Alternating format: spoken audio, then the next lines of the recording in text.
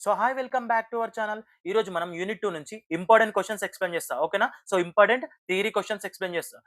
దీంట్లో short questions అలాగే long questions 2 cover చేస్తున్నాను. సో ఇంపార్టెంట్ క్వెషన్స్ మాత్రమే చెప్తాను. ఎగ్జామ్‌లో డామ్ ష్యూర్‌గా దీంట్లో నుంచి కంపల్సరీ క్వెషన్ వస్తది. సో చివరి వరకు స్కిప్ చేయకుండా వినండి. ఓకేనా? సో సింపుల్‌గా అర్థమయ్యేటట్టు చెప్తా కాబట్టి ఎటువంటి టెన్షన్ తీసుకోకండి.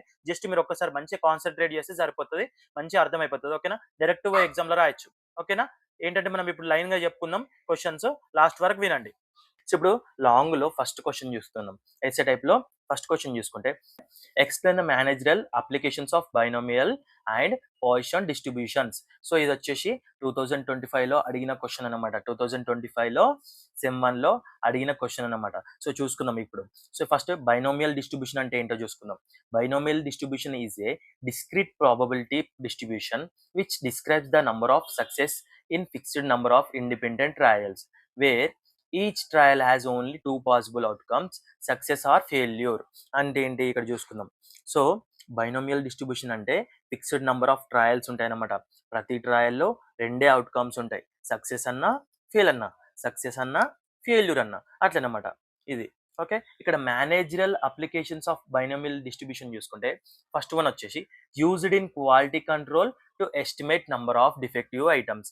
ఏంటి ఇక్కడ మేనేజరల్ బైనామియల్ డిస్ట్రిబ్యూషన్‌ని మేనేజర్స్ బైనామియల్ డిస్ట్రిబ్యూషన్‌ని ఎలా యూజ్ చేస్తారంటే క్వాలిటీ కంట్రోల్‌లో డిఫెక్టివ్ ఐటమ్స్ ఎస్టిమేట్ చేయడానికి యూజ్ చేస్తారనమాట. అట్లా. సెకండ్ వన్ చూసుకుంటే applied in marketing research to study customer applied in marketing research to study customer response. ఏంటి మార్కెట్ రీసెర్చ్‌లో కస్టమర్ రెస్పాన్స్ స్టడీ చేయడానికి ఇది యూజ్ చేస్తారనమాట. తర్వాత ఏంటి useful in decision making related to acceptance sampling. అంటే ఏంటి యాక్సెప్టెన్స్ శాంప్లింగ్ డెసిషన్స్ కోసం కూడా యూజ్ చేస్తారు. తర్వాత వచ్చేసి ఏంటి explain in analysing success or failure of the projects. అంటే ఏంటి project success or failure analyse చేయడానికి కూడా యూజ్ చేస్తారనమాట. అట్లా. లాస్ట్ పాయింట్ చూసుకుంటే ఏంటి used in finance for the risk assessment. ఏం చేస్తారు ఫినాన్స్‌లో రిస్క్ అసెస్మెంట్ కోసం యూజ్ చేస్తారనమాట. అట్లా. తర్వాత ఇక్కడ పాయిసన్ డిస్ట్రిబ్యూషన్ అంటే ఏంటి దాని యొక్క మేనేజరల్ అప్లికేషన్స్ కూడా చూసుకుందాం. So Poisson distribution is a discrete probability distribution used to determine the probability of occurrence of rare events with fixed interval of a time or space. అంటే ఏంటి సో ఇక్కడ Poisson distribution అంటే rare events జరిగే ప్రాబబిలిటీని fixed time or స్పేస్‌లో calculate చేయడం అనమాట. So fixed time or స్పేస్‌లో క్యాలిక్యులేట్ చేయడం అనమాట. ఇక్కడ పాయిసన్ డిస్ట్రిబ్యూషన్ అంటే రేర్ ఈవెంట్స్. ఓకే. ఇదన్నమాట. సో ఇక్కడ managerial applications of Poisson distribution చూసుకుంటే ఫస్ట్ వన్ వచ్చేసి used in inventory management to study demand patterns. అంటే ఏంటి so managerial applications of Poisson distribution managers Poisson డిస్ట్రిబ్యూషన్‌ని ఎలా యూజ్ చేస్తారంటే ఇన్వెంటరీ మేనేజ్మెంట్‌లో డిమాండ్ ప్యాటర్న్స్ స్టడీ చేయడానికి అట్లా. Next applied in queue management and waiting line problems. ఏంటి ఇన్వెంటరీ క్యూ మేనేజ్మెంట్‌లో వెయిటింగ్ లైన్స్ అనలైజ్ చేయడానికి యూజ్ చేస్తారనమాట. తర్వాత useful in studying accident rates and machine breakdowns. ఏంటి accidents and machine breakdowns study చేయడానికి use చేస్తారు. తర్వాత వచ్చేసి used in service organisations for arrival of customers. ఏంటి సర్వీస్ ఆర్గనైజేషన్‌లో కస్టమర్ అరైవల్స్ కోసం యూజ్ చేస్తారనమాట ఈ డిస్ట్రిబ్యూషన్ అనేది. ఓకే. ఫిఫ్త్ పాయింట్ చూసుకుందాం. Helps managers in capacity planning. So capacity ప్లానింగ్‌కి కూడా మేనేజర్స్ ఇది యూజ్ చేస్తారు డెసిషన్స్ కోసం. ఓకేనా? ఇదన్నమాట. సెకండ్ క్వెషన్ చూసుకుందాం. సెకండ్ క్వెషన్ చూసుకుంటే ఇక్కడ the average daily sales of 500 branch offices where 1500 with a standard deviation of 150. Assuming normal distribution, find the number of branches with sales between the 1200 and 1450 and 4 and between 1400 and 1650. So ఇది వచ్చేసి 2025లో అడిగిన problem అనమాట. So ఇక్కడ చూసుకుంటే given mean ఎంత ఇచ్చిండు ఇక్కడ మనకు 1500 స్టాండర్డ్ డివియేషన్ వచ్చి ఎంత ఇచ్చిండు 150. ఇక్కడ ఏంటి మళ్ళీ తర్వాత టోటల్ బ్రాంచెస్ ఎన్ని 500. ఓకేనా? తర్వాత ఏమేమి ఇచ్చిండు ఇంతేనమాట. డాటా మొత్తం మనం చూసుకొని ఇక్కడ రాసేసుకుందాం. తర్వాత ఏం చేస్తాం ఫస్ట్ వన్ వచ్చేసి ఏమడిగిండు మనకు ఏమడిగిండు sales between the 1200 and 1450. So ఏం చేయాలా మనము step 1 convert to Z values అంట. జెడ్ వాల్యూస్ అంటే X minus X bar by standard deviation. So X ఎంత 1200 మనకి ఏంటి మళ్ళీ తర్వాత ఎక్స్ బార్ ఎంత 1500.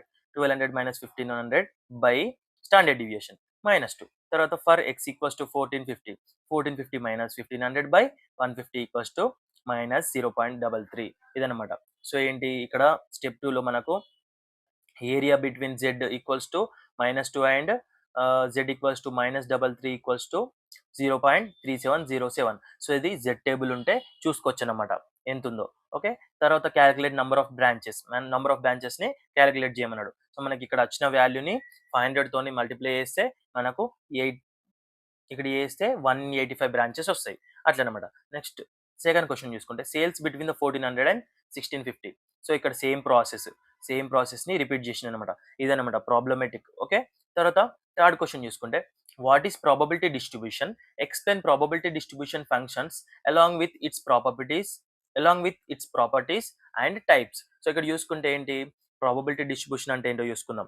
సో ప్రాబబిలిటీ డిస్ట్రిబ్యూషన్ అంటే ర్యాండమ్ వేరియబుల్‌కి ప్రతి పాసిబుల్ వాల్యూకి ప్రాబబిలిటీ అసైన్ చేయడం అనమాట. ఇదనమాట.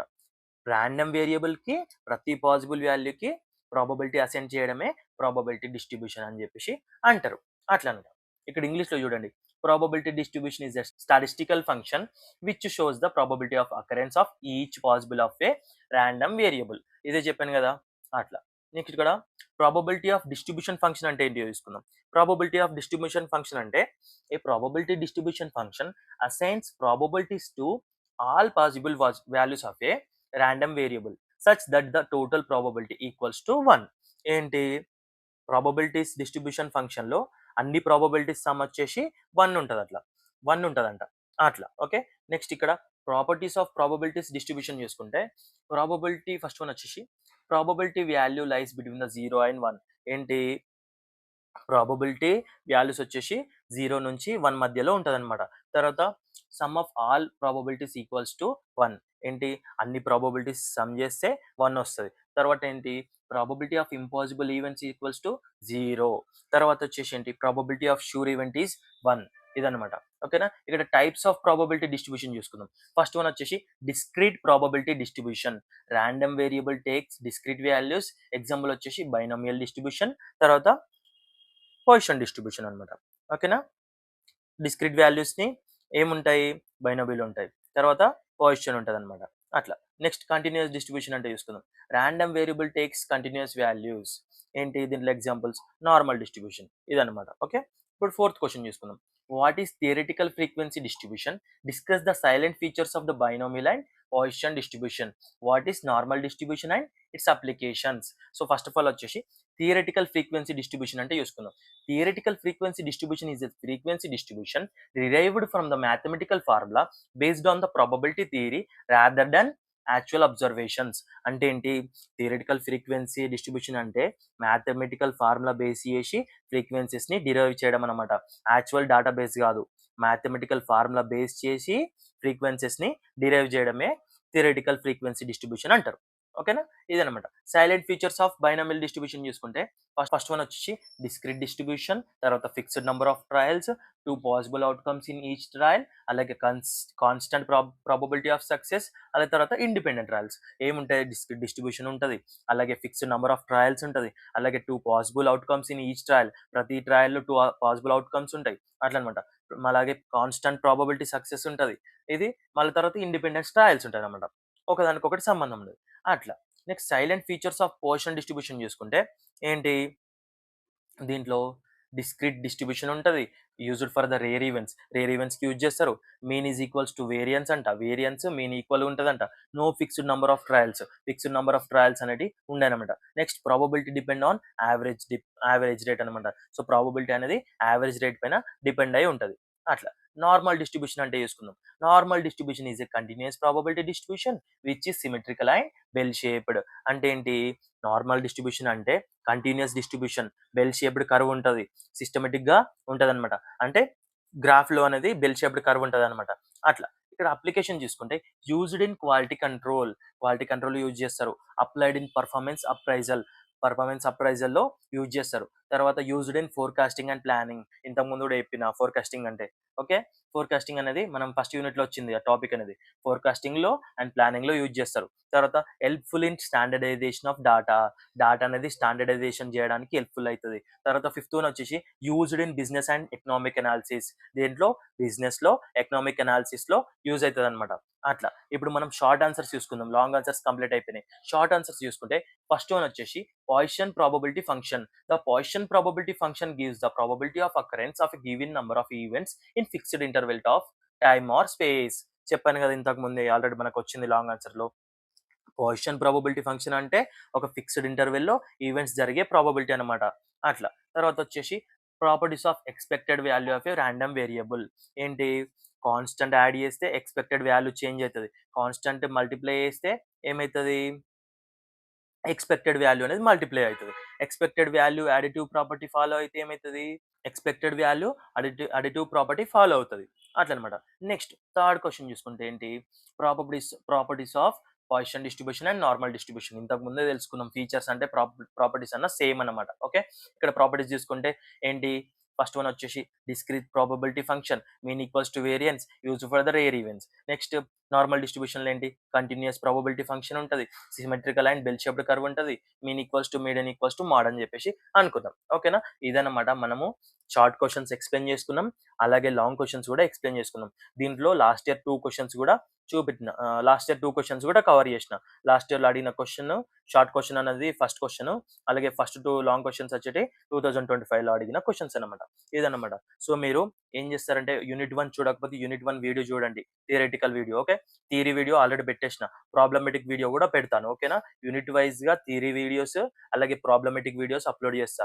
మీరేం చేస్తారంటే మన ఛానెల్‌ని సబ్స్క్రైబ్ చేయండి. మీ ఫ్రెండ్స్‌కి షేర్ చేయండి. అప్పుడే మీరెంత మంచిగా సపోర్ట్ చేస్తే అంత మంచిగా నేను ఎక్స్‌ప్లెయిన్ చేయడానికి ట్రై చేస్తా. ఓకేనా? Thank you for watching video.